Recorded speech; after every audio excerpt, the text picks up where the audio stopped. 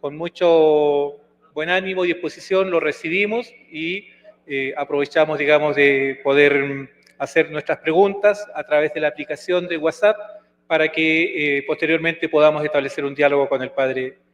Lo dejamos.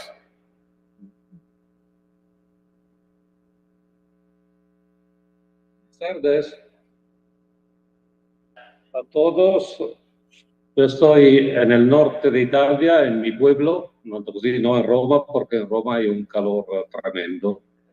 Así voy un poco disfrutando en mi situación y en una recuperación de mis raíces, ¿no? ¿Puedo tranquilamente hablar?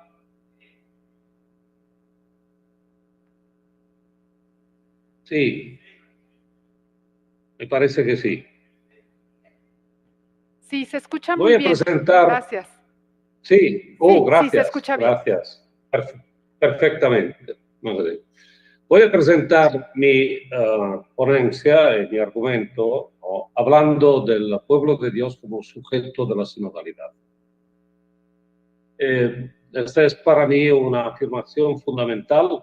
Voy a decir, ¿no?, una cosa, ¿no?, que me parece, ¿no?, puede resumir, ¿no?, totalmente lo que voy a decir.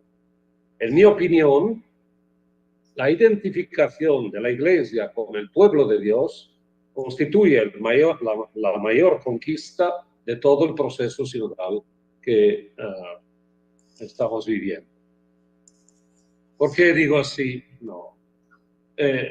Todos sabéis que el 9 de julio se publicó el Instrumentum Laboris para la segunda sesión del proceso sinodal.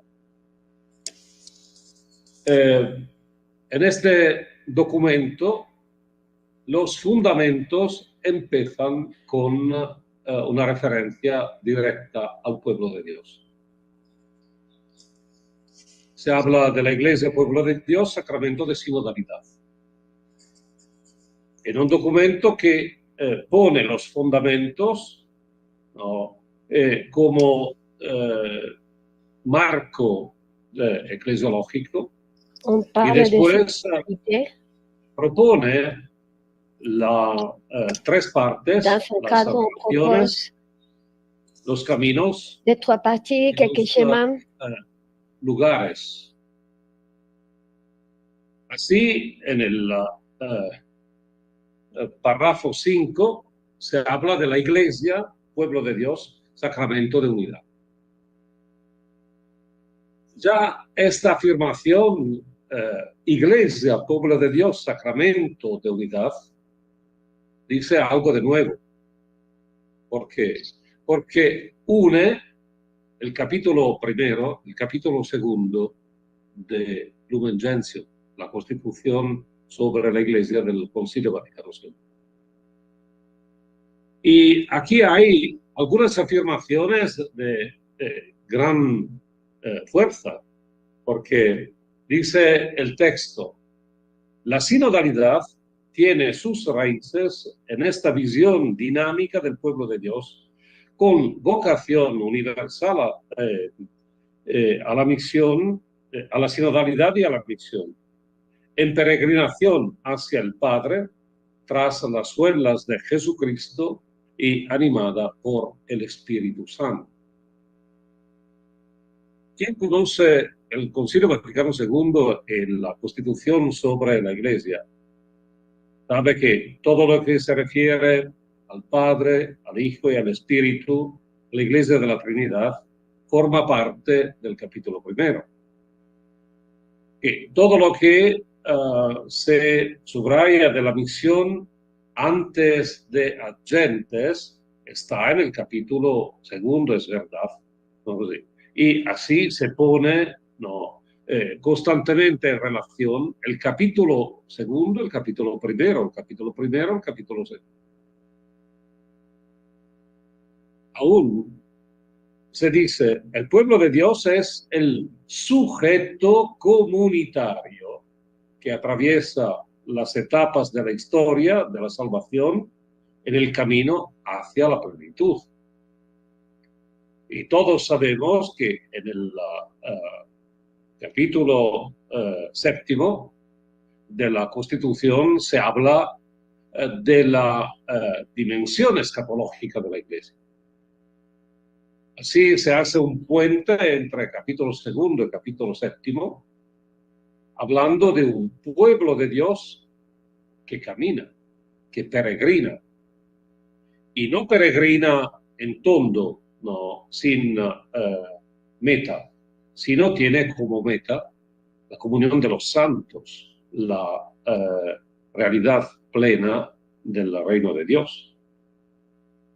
Aún el pueblo de Dios único, el pueblo de Dios nunca es la suma de los bautizados, sino el nosotros de la Iglesia, comunidad y sujeto histórico de sinodalidad y misión, para que todos puedan recibir la salvación preparada por Dios. Son todas afirmaciones que pueden estar en la conciencia de todos los bautizados y no encuentran dificultad, ¿no? Si afirmación de este tipo ponen dificultad, no. Podemos estar seguros que hay dificultad no solo a recibir, no, el Vaticano II, sino también la Sagrada Escritura, también los padres, también una realidad que es verdaderamente simple, ¿no?, en su horizonte, ¿no?, de una historicidad del sujeto histórico, la Iglesia que camina desde el acontecimiento Cristo hasta el cumplimiento en el reino de Dios. Así el horizonte que el instrumento Laboris ofrece es un horizonte novedoso respecto a una eclesiología que olvidaba el pueblo de Dios. No respecto al Vaticano II. Pero antes de decir todo esto, digo que es una novedad también respecto al proceso sinodal. ¿Por qué? En todo el proceso sinodal, nosotros que empezó el 10 de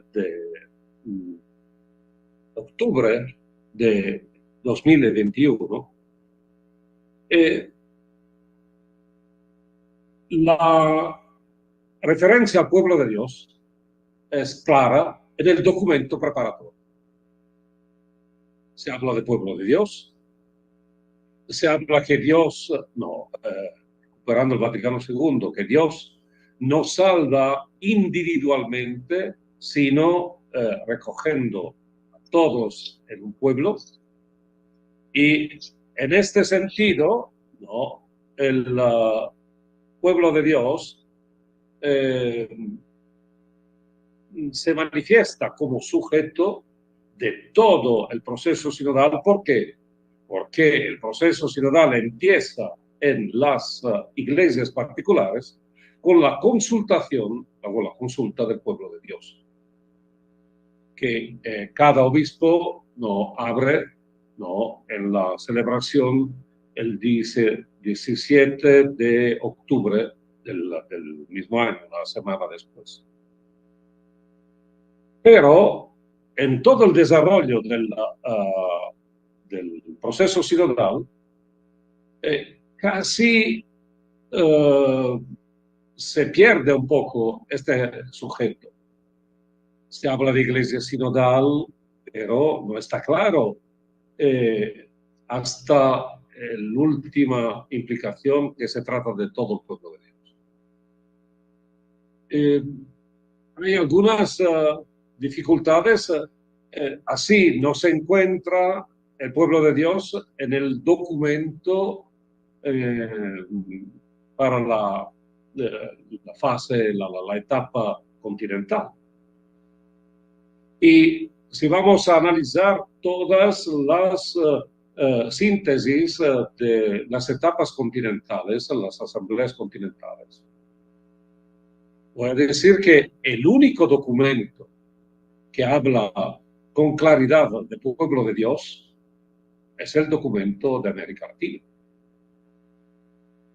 En el instrumento Laboris, para la primera sesión de la Asamblea del Sínodo, el pueblo de Dios no aparece. Aparecen en todo el proceso sinodal todos los elementos que afectan al pueblo de Dios. El bautismo, la Eucaristía, la participación al sacerdocio de Cristo, la función profética, sacerdotal y real, la capacidad de los bautizados de ser presentes en la iglesia y de ejercer los carismas, los ministerios, pero el sujeto pueblo de Dios no se perfila claramente como el sujeto fundamental. Por eso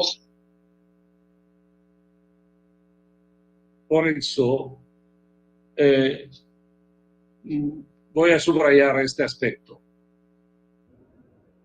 ¿Por qué? Porque es como si el pueblo de Dios sea sujeto que emerge con dificultad. ¿Por qué? Porque hay una memoria complicada y contraria. ¿Por qué hay una memoria complicada y contraria? Todos saben cómo se llegó a la formulación del capítulo 2 de la Lumen Gentium.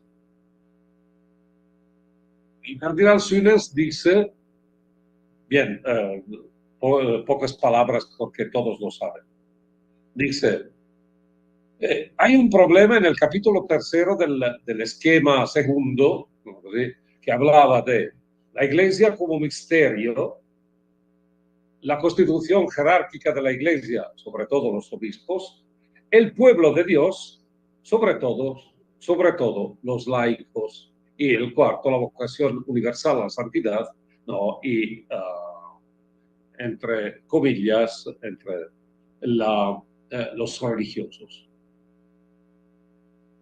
Cuando empieza la discusión sobre el cardenal de Bruselas, dice que hay un problema, porque hay un sujeto, pueblo de Dios, que dice una cosa, y el otro, laicos, que dice otra. El primer sujeto dice igualdad de todos los miembros del pueblo de Dios. El segundo sujeto dice diferencia respecto a los clérigos. Y así, ¿por qué no hacemos un capítulo donde se presente todo lo que afecta a la igualdad antes de todas diferencias? Y así nace el capítulo 2 con un párrafo único que se distingue en 3 párrafos porque es muy largo, ¿no? Y es el párrafo sobre el sacerdocio universal, que después se llamará sacerdocio común, ¿no? Y la participación de todos los bautizados, desde el Papa hasta el único bautizado, ¿no? A la función profética y sacerdotal de Cristo. No se tratará de la función real, ¿por qué? Porque el concilio también no está pronto a aceptar una participación de todos a los procesos decisionales.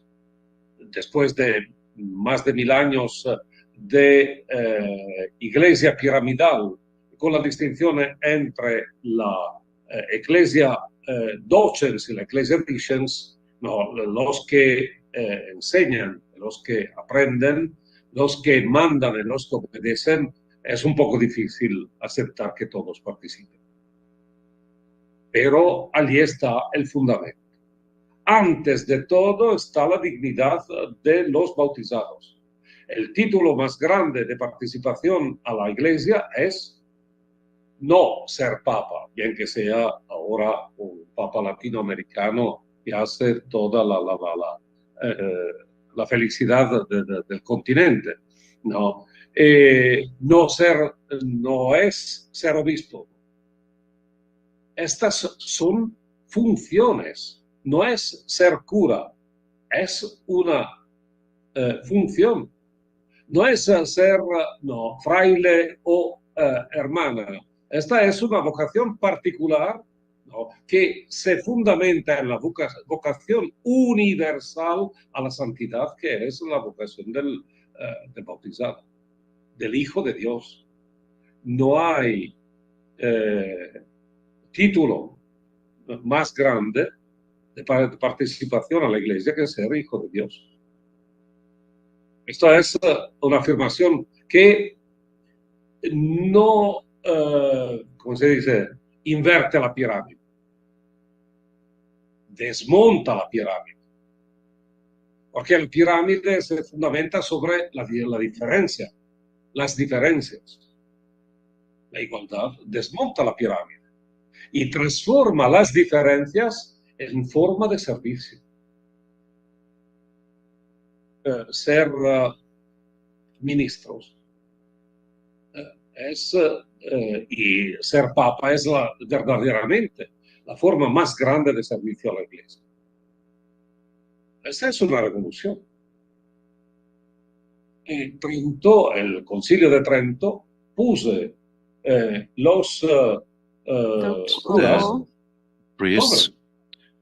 Por eso es necesario entender Por eso es necesario que la vida de la Iglesia se transforma con el principio de igualdad. Pero con el principio de igualdad se transforma también el principio de participación y de corresponsabilidad. Porque si el pueblo de Dios participa de la función profética, sacerdotal y real de Cristo, está claro que esta es una participación posible. Pero aquí hay algo de, ¿cómo se puede decir?, delicado. Hay que entender por qué es posible que el pueblo de Dios participe a la vida de la Iglesia. Todos saben que después del concilio hubo una temporada terrible que opuso el pueblo de Dios a la jerarquía. Pero el sujeto que se opone no fue el pueblo de Dios, sino los intérpretes del pueblo de Dios. Y así hubo una situación de tensión entre teología y magisterio, porque algunos teólogos y una cierta jerarquía aceptó y utilizó esta oposición para poner una reforma de la Iglesia en forma centralizadora. Hubo la contraposición entre carisma y institución, entre Iglesia desde bajo, en contra de una Iglesia desde alto. No sé si es perfecta la fórmula, pero no sé qué me...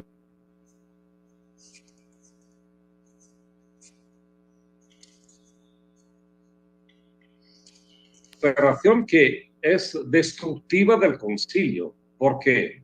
Porque se rompió, se desligó el vínculo fundamental entre el capítulo primero y el capítulo segundo.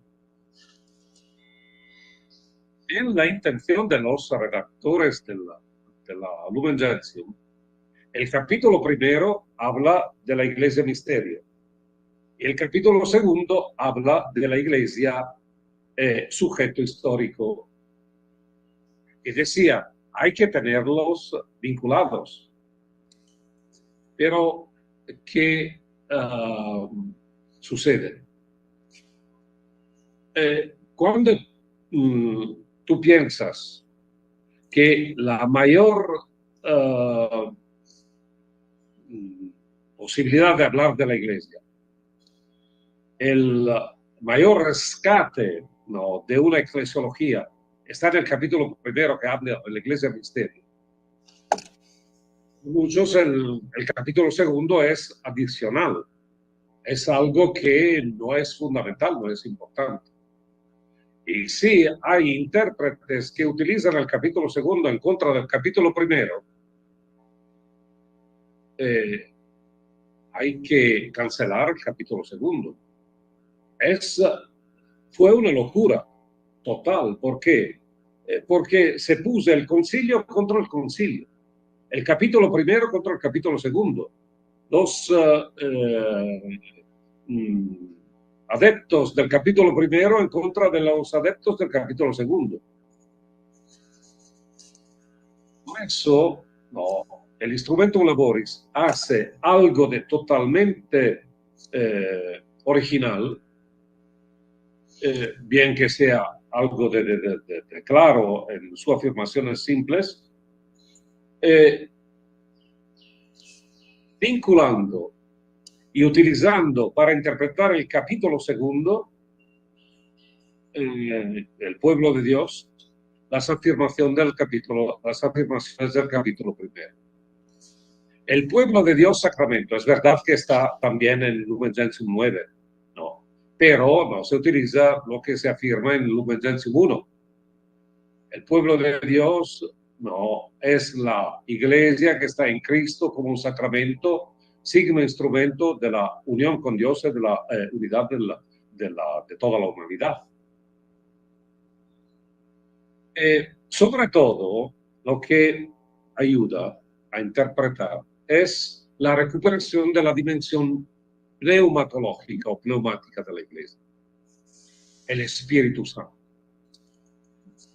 Si todos tienes el Espíritu Santo, está claro que hay que escuchar los que lo tienen. Y la afirmación, la recuperación del Espíritu Santo está en el número 4, en el párrafo 4.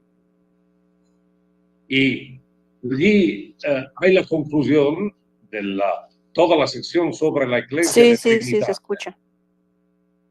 Donde no se afirma claramente que la iglesia es, voy a decirlo en latín porque se entiende, todos lo conocen, plebs adunata de unitate patris, et filii, Spiritus Santo. La afirmación de Cipriano de, ¿cómo se dice en español? Cartago, Cartagine, no sé, algo de así. En italiano no se traduce Cartagine. Que hablaba no de algo de ideal, sino explicando el Padre Nuestro, que la alabanza más grande que podemos hacer a Dios es nuestra amistad, nuestra concordia, es la unidad del pueblo de Dios, ¿no?, reunido en el nombre del Padre, del Hijo y del Espíritu Santo. Y así, ¿no?, hay que poner en relación capítulo primero, capítulo segundo, de manera que no se pueda hacer una contestación, una utilización del pueblo de Dios de manera ideológica, de manera sociológica. El pueblo de Dios es de Dios. y como un pueblo de Dios actúa, ¿no?, de manera tal que es la iglesia, ma la iglesia toda, no, se puede decir desde el Papa hasta el último bautizado. De manera que no sea posible, ¿no?, decir que pueblo de Dios es algo de contrario a la comunión. Porque desde el sínodo extraordinario del 1985, para cortar todas las discusiones, no se habló de pueblo de Dios. Nunca se habló de pueblo de Dios. Hasta que llegó Francisco sobre la categoría eclesiológica de pueblo de Dios, tumbó el silencio. Y en este sentido, tumbó también el silencio sobre la comunio ecclesiarum, ¿no? Se hizo una reforma de la iglesia centralizadora que tuvo como eje, un doble eje,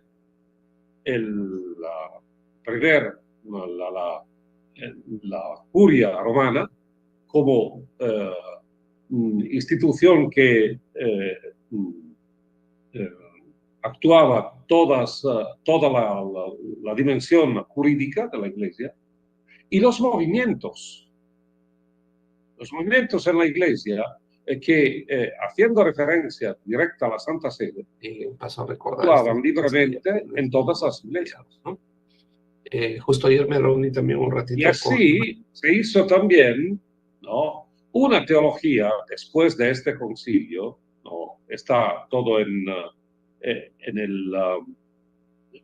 exhortación postsinodal del 88, Christi Fideles Laici, una teología de los laicos, que sí reconocía, no, toda la participación a la vida de la iglesia, pero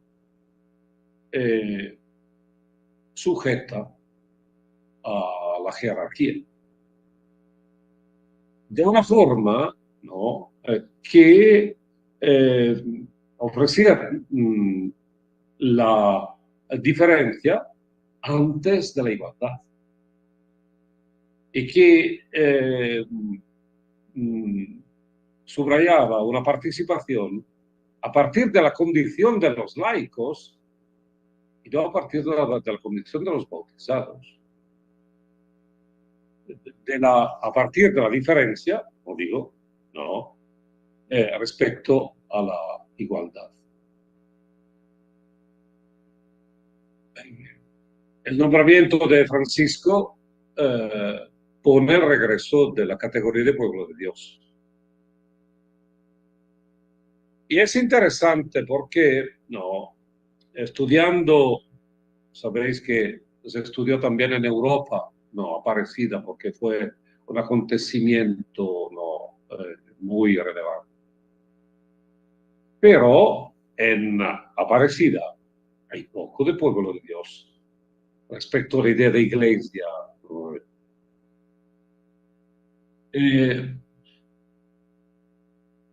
La categoría de pueblo de Dios va emergiendo de paso en paso, no puedo decir, en este pontificado, no, y ha salido sobre todo no como elemento de la misión, sino como elemento de la singularidad. Porque no es interesante. En la misión, la formulación de Aparecida, que después está en Evangelii Gaudium, cada discípulo es misionero, porque hace experiencia de la amistad con Jesús. No, porque es discípulo, también es misionero. Es algo de singular. Es casi una perspectiva individual. La sinodalidad no, pide una dimensión comunitaria, pide una referencia al pueblo de Dios que es fundamental. Y pide que sea el pueblo de Dios como pueblo de Dios y no como otra cosa, como pueblo de Dios que actúa. Pero aquí está mi preocupación y voy a concluir un poco con esta última parte. Porque no, hay gente que interpreta no, esta temporada sinodal como una reivindicación. Nos han callado no, en la primera temporada después del concilio, finalmente no es posible hablar del pueblo de Dios. Si esta es la motivación, es la intención, no, la temporada de la sinodalidad será muy breve. Es necesario que sea la Iglesia pueblo de Dios. ¿No? Y en este sentido, el instrumento Labores subraya, no, con evidencia, que el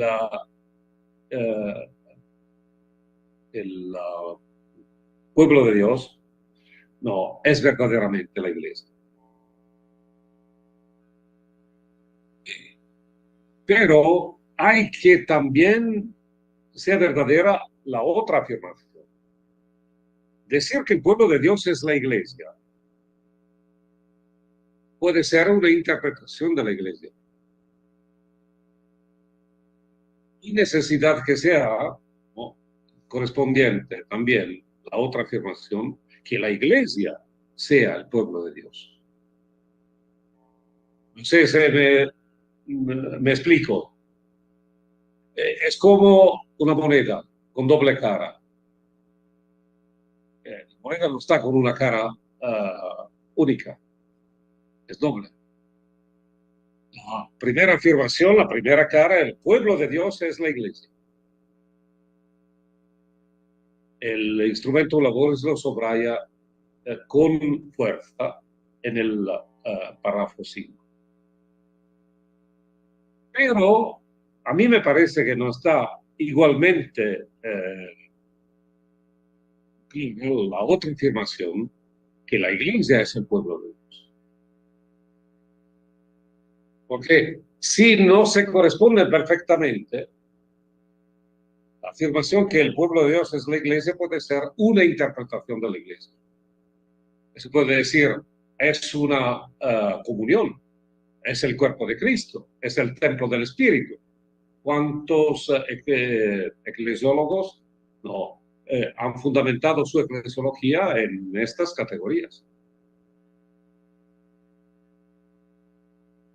Está claro que la afirmación del pueblo de Dios es la Iglesia se fundamenta en la afirmación fundamental, sí, claro, se fundamenta en la afirmación fundamental, disculpen, se fundamenta en la verdad que el pueblo de Dios es el sujeto. Comunión no es sujeto. Templo de Dios no es sujeto.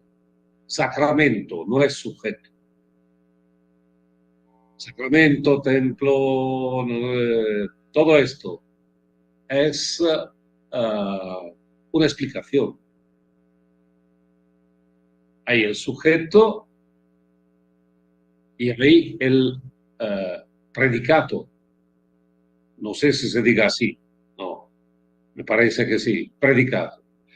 Yo voy a decir de un sujeto algo que lo define. Del sujeto iglesia, que es el pueblo de Dios, del sujeto pueblo de Dios, que es la iglesia, yo voy a decir que es una comunión, voy a decir que es un sacramento, voy a decir que es todo lo que es el rebaño, que es el campo, que es el templo, ¿no? Y es interesante, ¿no? Que la única categoría que puede ponerse en dimensión no antagónica, no antagonista, sino se sobrepone con pueblo de Dios, es cuerpo de Cristo. Y todos saben la fórmula del Papa Benedicto, que dice que la Iglesia es el cuerpo de Cristo en la forma del pueblo de Dios. Un obispo italiano que hizo el eclesiólogo, Roberto Repole, utiliza al revés. La Iglesia es el pueblo de Dios en la forma del cuerpo de Cristo, que sería también el pueblo de Dios es la Iglesia en la forma sinodal. Y la comunión es la sinodalidad en la Iglesia, pueblo de Dios. Son todas indicaciones que nos ayudan a comprender que el único sujeto, la única categoría eclesiológica que puede pretender el título de sujeto en la Iglesia es pueblo de Dios. Es interesante que el pueblo de Dios no llega al concilio a través de los teólogos o de los biblistas, no, bien que hubo algunas reflexiones, sino de los históricos y sobre todo de los carlistas. ¿Por qué? Porque buscaban una categoría capaz de explicar la Iglesia institución, la Iglesia societas, la Iglesia como en su dimensión visible e institucional, que no se podía llamar societas perfectas. Así hay la posibilidad de hablar de la Iglesia en una dimensión visible y también invisible. Un sujeto histórico que pero no se reduce a la historia. ¿Por qué? Porque no tiene dimensiones trascendentes, tiene dimensiones teológicas, tiene dimensiones cristológicas, tiene dimensiones pneumatológicas, tiene una dimensión carismática, tiene una dimensión sacramental, tiene una dimensión escatológica, pero siempre este sujeto histórico. Es impresionante esta cosa. Y se puede hablar así de la dimensión sacramental, que se dice, no, divino-humana o de la Iglesia, que es un pueblo que en su historicidad realiza esta dimensión, este horizonte teológico. Pero en mi preocupación hay un problema grande como la Iglesia. ¿Cómo puede un sujeto tan grande, una increíble masa, ¿no?, de bautizados, actuar? En mi estudio sobre el Sensus Fidei, fue mi estudio para el doctorado, me tocaba era una sorpresa la constatación que la jerarquía hablaba en contra de la teología diciendo no hay que escandalizar al pueblo de Dios. Y la teología interpretaba al pueblo de Dios diciendo que la jerarquía tenía el deber de escuchar al pueblo de Dios, pero ni uno ni otro interpelaban ni hablaban con el pueblo de Dios, o con el riesgo de que ni uno ni otro, así siendo el pueblo de Dios el sujeto fundamental. Está claro, si hay una masa informe, porque es enorme, en todo el mundo, ¿cómo puede ser sujeto? Y para mí es una única posibilidad de juntar comunio fidelio, que es pueblo de Dios, con comunio ecclesiarum, que es toda la iglesia articulada en pueblo de Dios que está en un lugar. Porque el concilio dice que la iglesia existe desde, como es, y desde las iglesias particulares. La iglesia católica no es otra cosa que las iglesias. Y las iglesias son iglesias porque pertenecen a la comunidad eclesial. En este sentido, el documento sobre los obispos, sobre el ministerio de los obispos,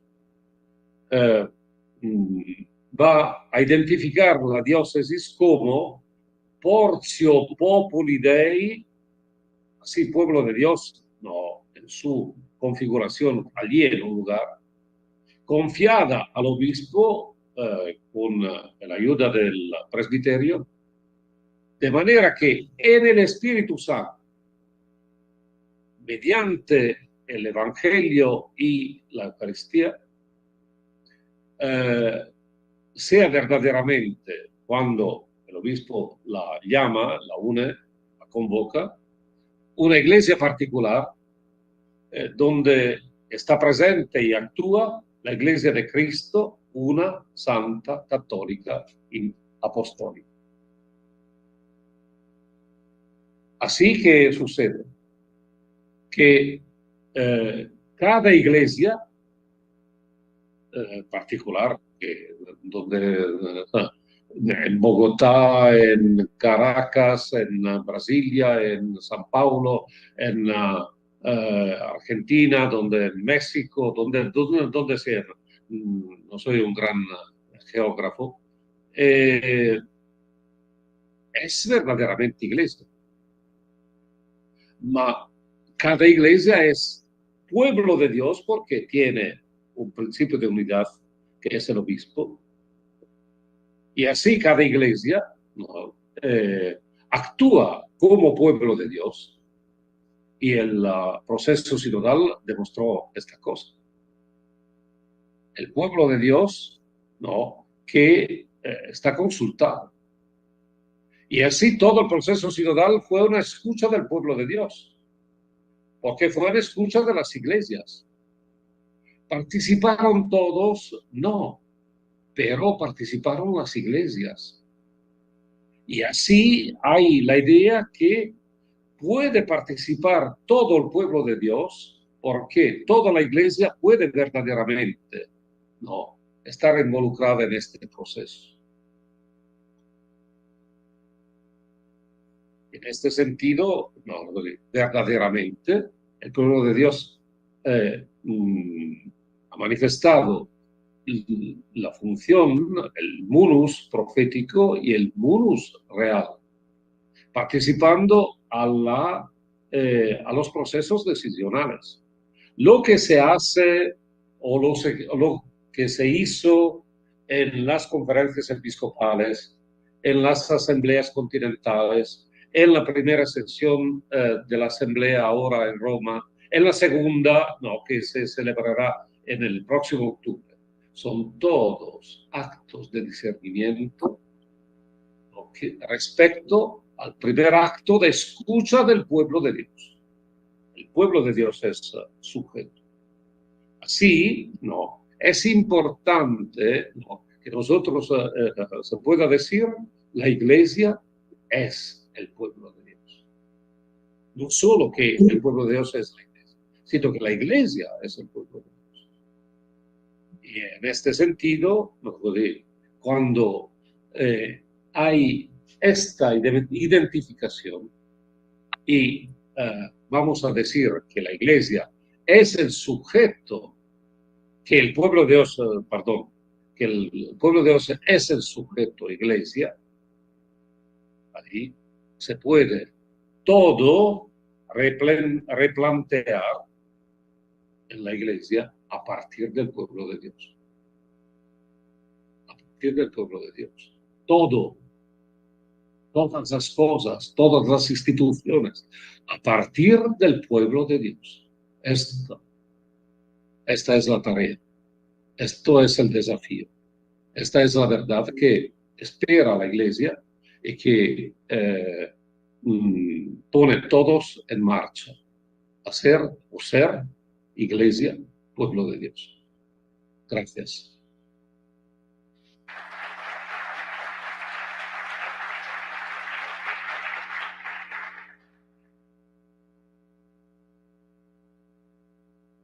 Buenas tardes, Dario.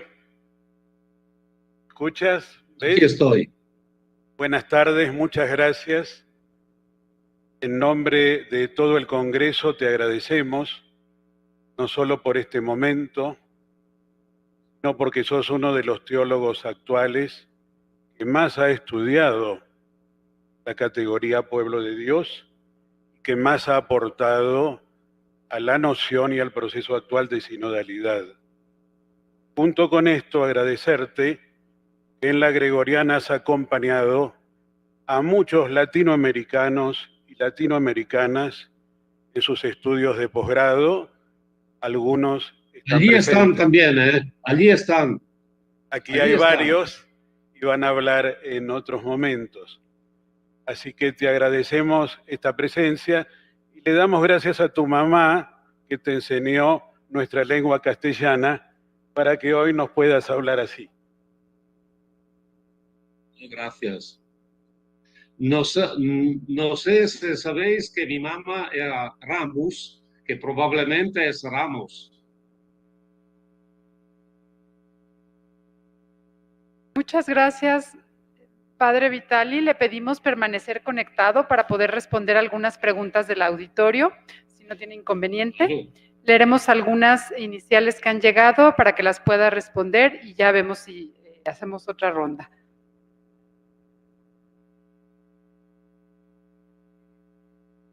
Dos preguntas que hay varias, pero vamos a partir con dos preguntas para que usted pueda propiciar respuesta y generar diálogo a partir de ellas. Una pregunta dice, ¿por qué aún en pleno siglo XXI hay hermanos católicos que se resisten a esta gran reforma conciliar que exalta la responsabilidad de los bautizados en el pueblo de Dios, siendo que esta acerca más a Dios y a todas las realidades? Esa es una pregunta.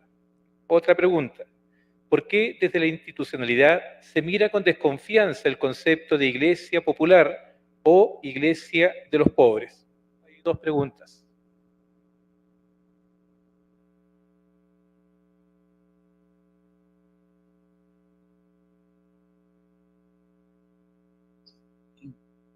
¿Por qué resisten? Una historia. El cambio que hubo con el Vaticano II es un cambio que muchos sufrieron como una revolución, como algo que cortaba una iglesia tan fuerte, tan segura, ¿no? Y tan capaz de defender, ¿no?, la verdad. Claro que la iglesia del Vaticano II es una iglesia del discernimiento, que se puso a la escucha, ¿no?, de la historia, de la escucha del mundo, y intentó restablecer el Pablo VI hablaba del coloquio, la relación, el diálogo entre iglesia y mundo. Y es una decisión, claro, ¿no?, de la iglesia respecto al mundo, no del mundo respecto a la iglesia. Y es importante aquí entender cómo el Vaticano II fue verdaderamente un acontecimiento en el espíritu, un acontecimiento de discernimiento que preparó la Iglesia a una situación terrible que se llama 68, que fue una revolución cultural que cortó el principio de la autoridad, que fundamentaba también la sociedad civil y la sociedad religiosa, la iglesia. Todo el mundo fue sin principio de autoridad. Y en este sentido, no, está claro, no, todo se revolucionó, pero está claro que esta revolución tocó profundamente la Iglesia y hubo una minoría que decía, así se destruye la Iglesia. Una Iglesia tan segura, que defiende la verdad, que afirma la verdad, que llega a la condena de los adversarios en nombre de la verdad, no. Frente a la revolución antropológica que vive el mundo, no, se pone de forma defensiva. Y así en el siglo XXI se puede resistir a una iglesia del Concilio Vaticano II porque no hay dificultad a poner el Evangelio en esta situación.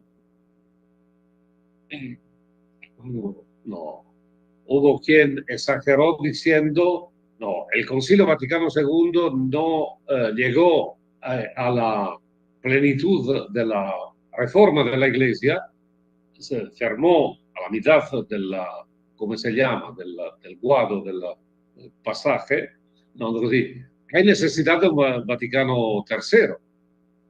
Así hay quien defiende el Vaticano I, quien defiende y quien espera el Vaticano III, y ninguno que profundiza y vive el Vaticano II. En este sentido, hay que mostrar, ¿no?, que el Vaticano II propone una iglesia que se puede vivir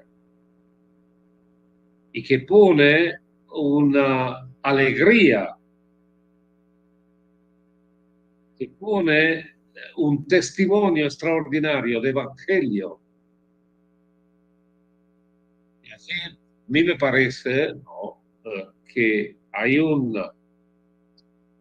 desafío para todos. Yo voy a contar esta cosita. No, estoy en mi pueblo y es un pueblo de montaña, pero de valle.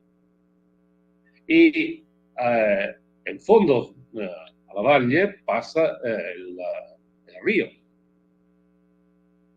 Y cuando hacía un montón de nieve, no, ahora no nieva, no, pero cuando hacía un montón de nieve, era necesario que los que estaban sobre los montes de derecha y de izquierda, no, bajaran todos, no, hasta la esponda del río, ¿cómo se llama?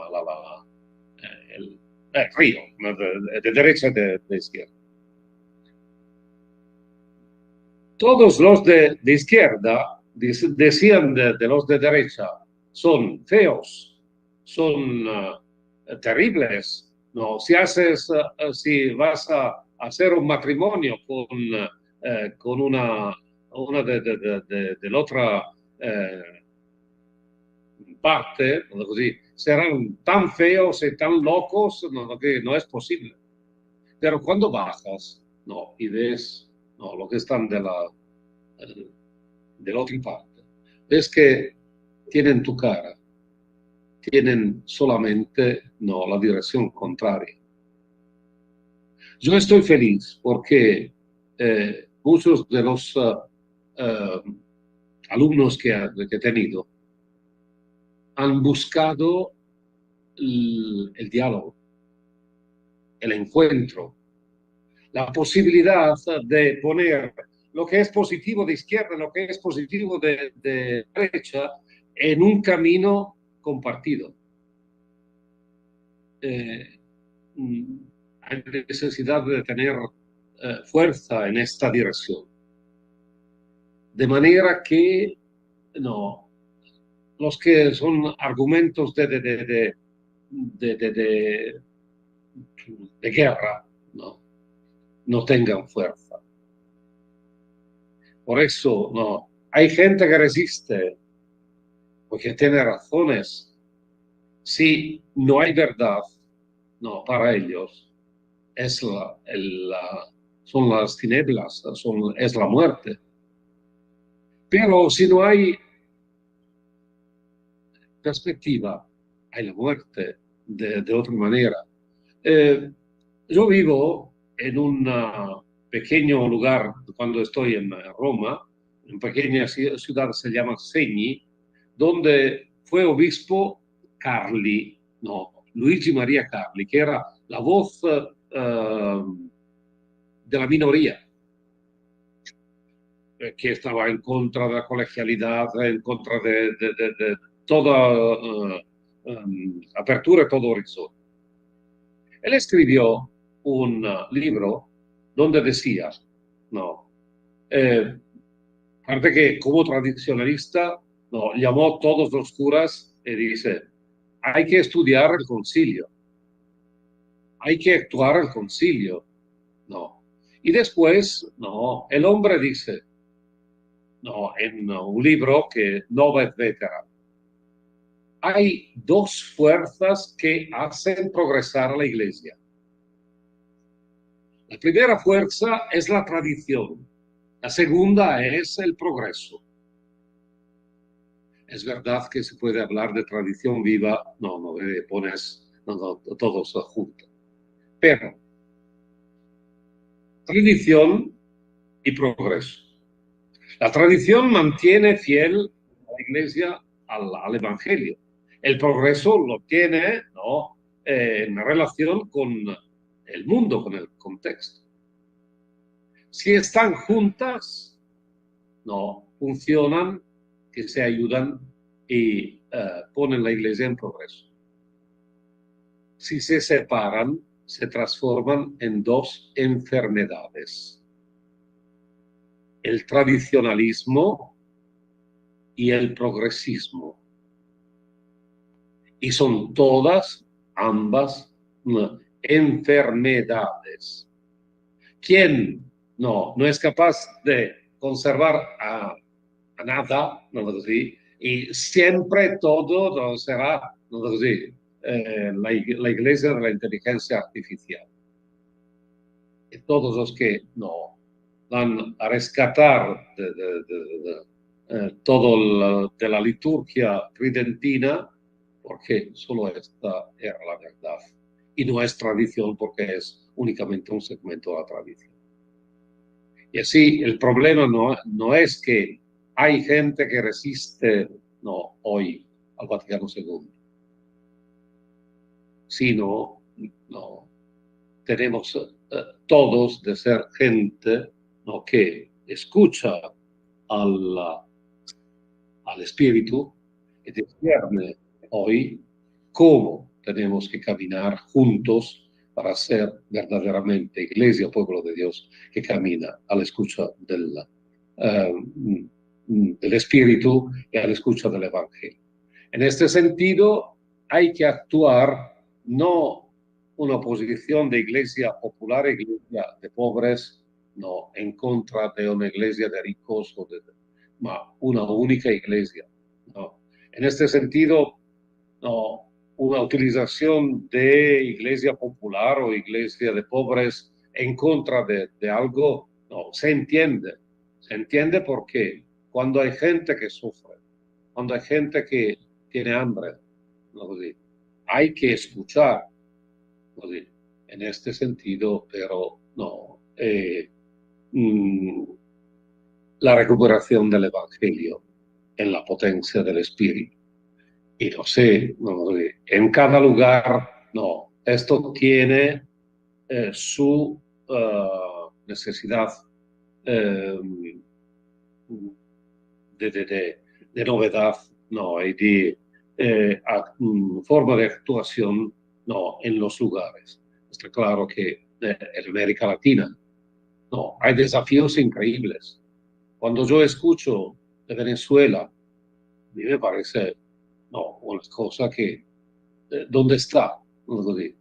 Está claro que allí hay un pueblo que sufre, que tiene necesidad de ser escuchado y de tener justicia en todos, pero esto también, otras cosas, la guerra en Ucrania o la guerra en Medio Oriente, o en todos los lugares.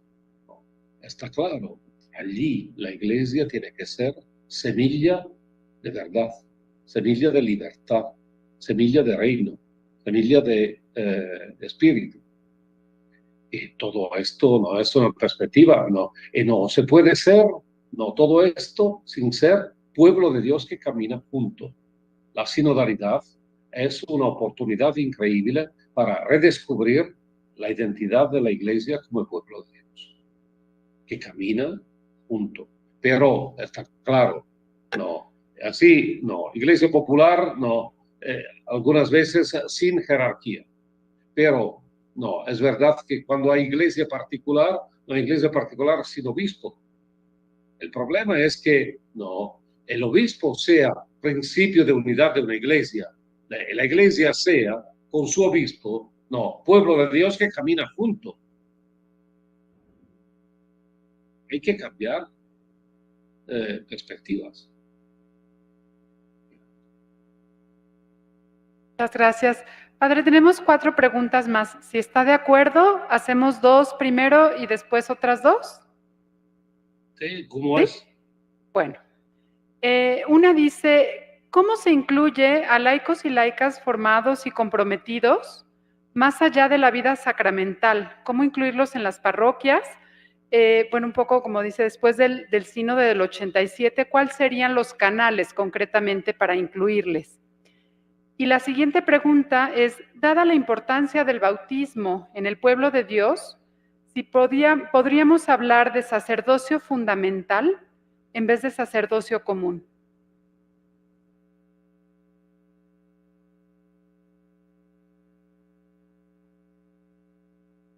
Gracias.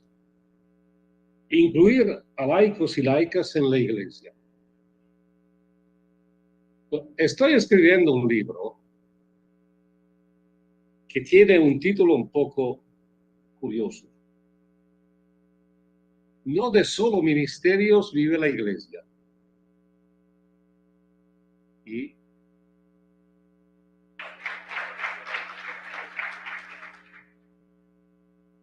voy a decir esto, ¿por qué?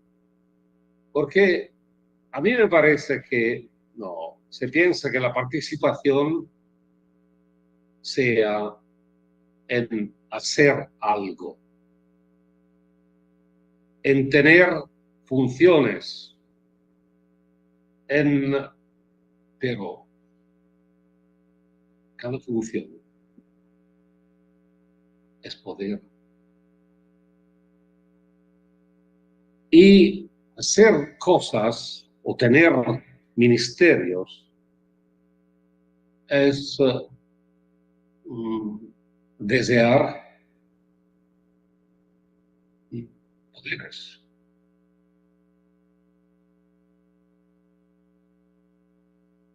Está claro que los ministerios son de la iglesia.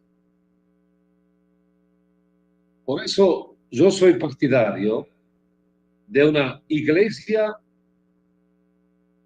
de iglesias, donde cada iglesia tiene, antes de todo, discernir todos los ministerios necesarios, porque hay en la iglesia algunos ministerios que están puestos. El ministerio ordenado del obispo, no, como principio de unidad de una iglesia. El presbiterio como forma de participación al sacerdocio de Cristo junto al obispo, que garantiza la dimensión sacramental, de manera que puedan todo el pueblo de Dios recibir la palabra de Dios y la Eucaristía. Y otros ministerios que están reconocidos en la iglesia, los diáconos, después hay ministerios reconocidos como el lector, el acólito, ahora el catequista. Pero lo que hacemos, que el Papa define otros ministerios de manera que los laicos participen, a mí no me parece necesario. Necesario es que cada iglesia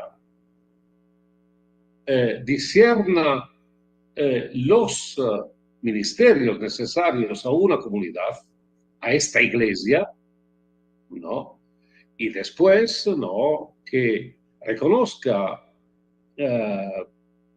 los carismas que surgen de una iglesia, ¿no?, y manifieste este servicio fundamental. De manera que, ¿no?, estos ministerios son verdaderamente servicios a una comunidad que en discernimiento dice, no, estos son los desafíos, estas son las necesidades, esto es el camino ministerial que tenemos que hacer, no, y será un camino ministerial, un servicio ministerial de forma sinodal. Y la iglesia tiene una forma sinodal. Sí, no es incluir a laicos y laicas, ser una iglesia ministerial donde todos tienen derecho de participar porque son bautizados. Y en este sentido, no, es interesante, ¿no?, las fórmulas, los adjetivos, no dicen mucho. Sacerdocio común se escogió, no, sustituyendo sacerdocio universal. Que parecía que decir común no era decir todos participan. Y el común dice algo de fundamental, que el sacerdocio común no afecta únicamente a los laicos, sino a los bautizados. Y si el pueblo de Dios precede a la jerarquía, el sacerdocio común precede al sacerdocio ministerial. De manera que el sacerdocio ministerial sea forma de servicio al sacerdocio común, que no es antes de todo hacer algo, sino ser. ¿Ser cómo? Ser hijos, ser hermanos, ser pueblo que camina junto, ser pueblo que escucha el Evangelio y lo testimonia. En este sentido, siempre los ministerios están como formas de servicio, están segundos respecto al acto primero, que es el acto de ser. Por eso, el primer acto de la vida de la iglesia es la escucha del Espíritu, es el discernimiento, es el entender cómo el Espíritu guía al pueblo de Dios de manera que vamos juntos y todos en esta escucha del pueblo del Espíritu se conforman pueblo de Dios que ofrecen al Padre. Mira, la forma es de la celebración de la Eucaristía. En la celebración de la Eucaristía, ¿quién es que celebra? El Cristo total, cabeza y cuerpo. Sacrosanctum Concilium, la Constitución del Vaticano II sobre la liturgia, dice que el Cristo único mediador está siempre presente en su iglesia y la une siempre a sí mismo como esposa que él ama totalmente, de manera que formen el único cuerpo, el cuerpo místico de Cristo, que ofrece al Padre sacrificios a él agradecidos en el Espíritu. ¿Está claro? Esto es el sacerdocio, que de manera que sea evidente como sacramento, tiene necesidad de uno que represente el Cristo cabeza, de manera que sacramentalmente, de la forma verdadera más evidente en la Iglesia, no se pueda ofrecer al Padre sacrificios a él agradecidos. En este sentido, la Eucaristía, ¿qué es? Si yo hago este movimiento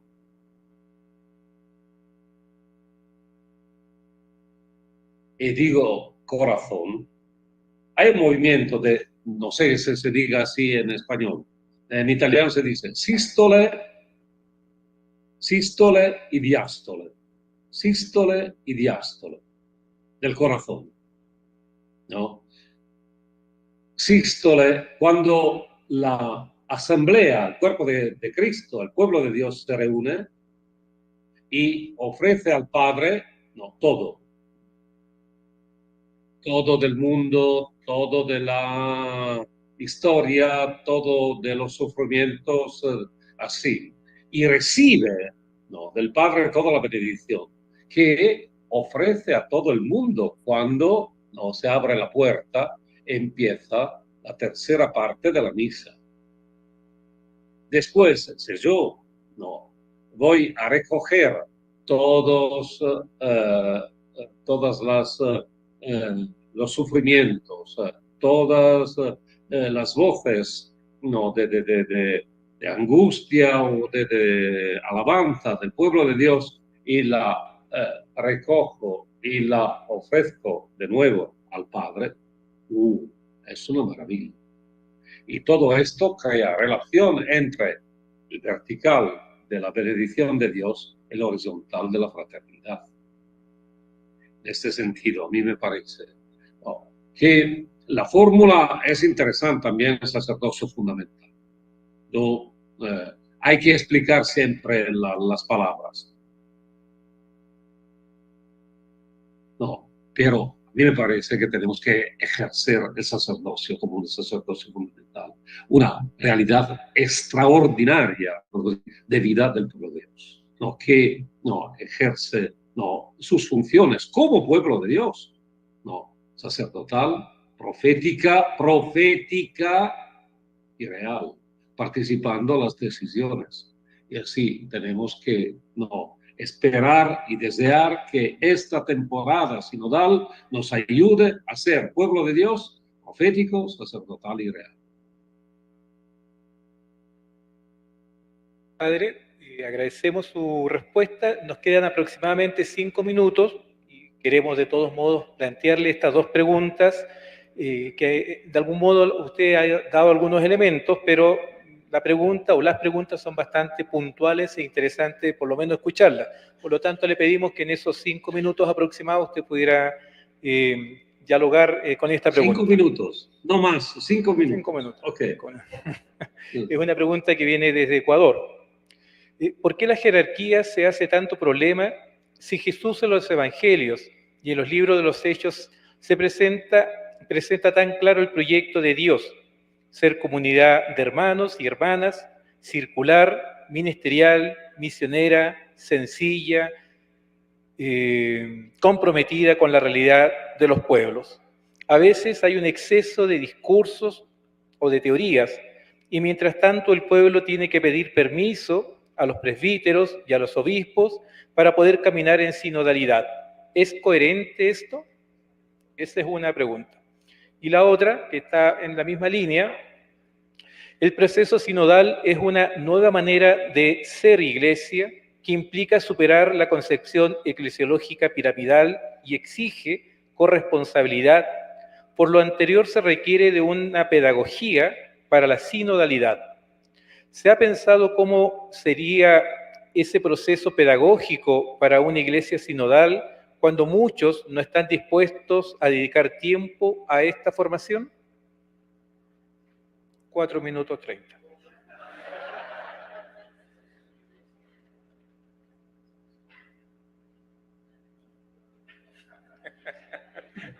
Pero eso no les quisimos dejar pasar. Está claro que como el Vaticano II parecía una revolución, más aún la sinodalidad parece una revolución que toca los poderes, que obliga a pensar la igualdad antes de las diferencias. Y en este sentido, no, la forma sinodal de iglesia no, es algo que hay que aceptar y madurar en sí mismo, en todos, ¿no? Y yo muchas veces digo, no, la sinodalidad tiene muchos enemigos.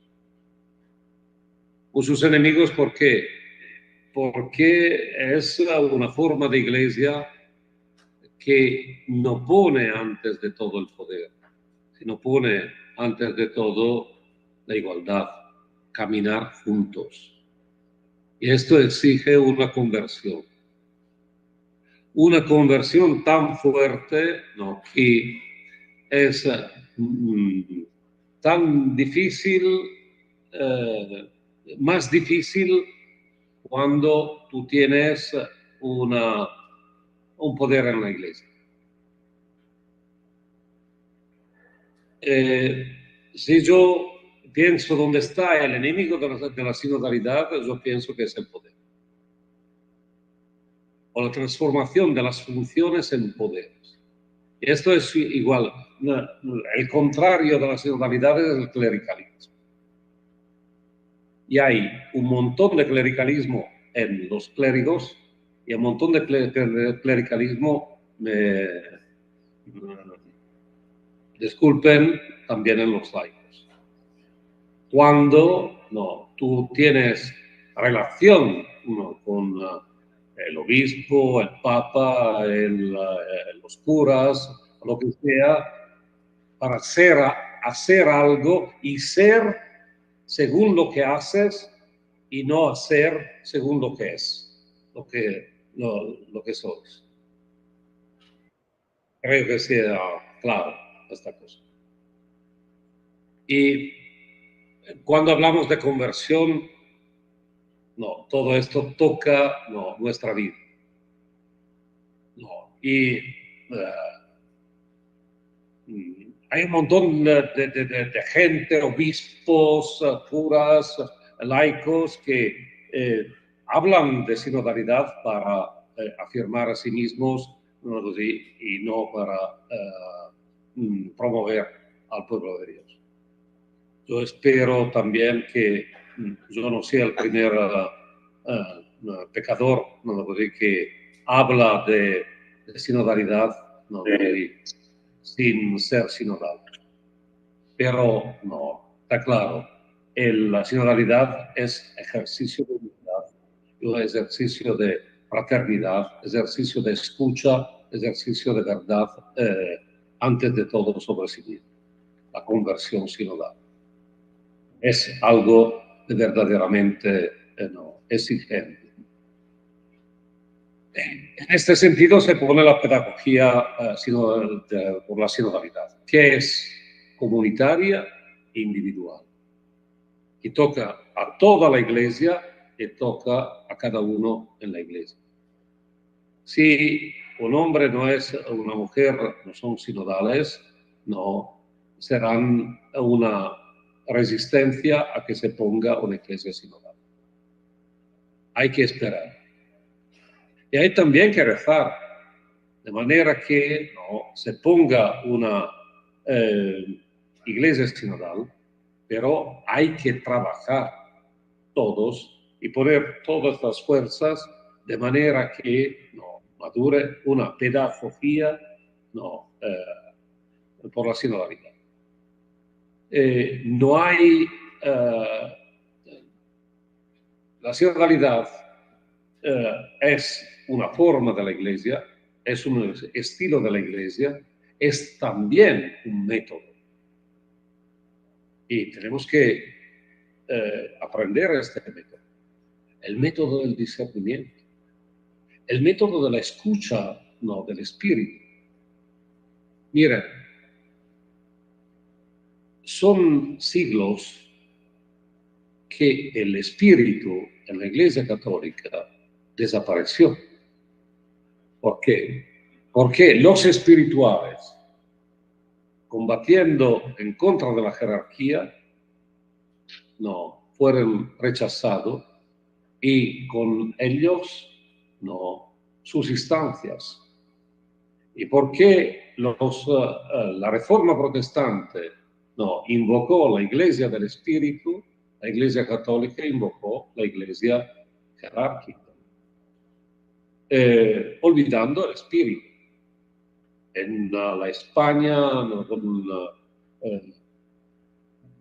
todas formas de rechazo de los alumbrados, de los que parecían, vamos a celebrar la Teresa o San Juan de la Cruz, que fueron sospechados de herejía. Recuperar el espíritu, la primera y fundamental ley de una pedagogía sinodal es el espíritu en la iglesia. Y escuchar el espíritu, el discernimiento antes de todo. Y vamos a escucharnos. Hacemos hoy tengo terminado los 5 minutos del montón, pero hacemos este ejercicio de escucha. Y cómo cambia la vida en la iglesia.